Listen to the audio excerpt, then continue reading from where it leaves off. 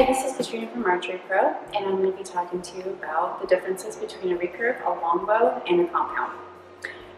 This in my left hand is a recurve. Okay, recurve consists of recurved tips. This is what makes it a recurve, and also the string touches the limb here. You want to make sure that if you have a recurve, this is what it looks like. On a longbow, it's going to be one straight piece. It's going to be, the limbs are going to come straight back, and the string is not going to touch the limb. This is a longbow.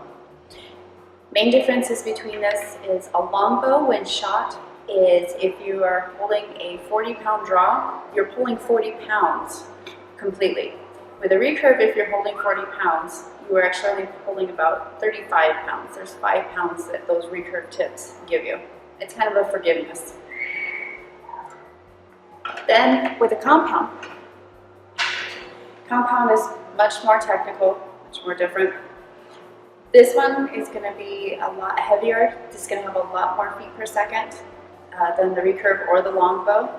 Your compounds typically are average 300 feet per second. Your recurve longbows actually average only maybe 120, 150 feet per second. That's because of the difference in the technology of the two. Your recurve and longbows are still used for hunting today.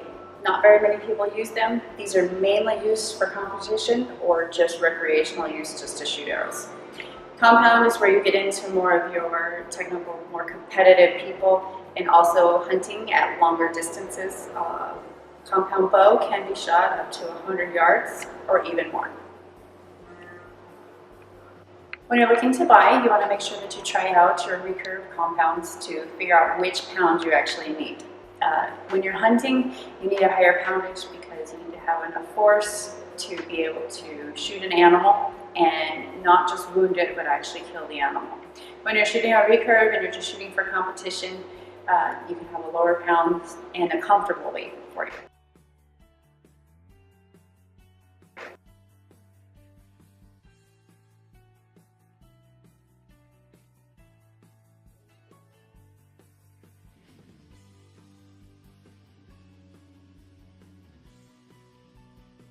Recurve, so a lot of people just stay down right around the 30 to 40 range when they're target shooting or competing.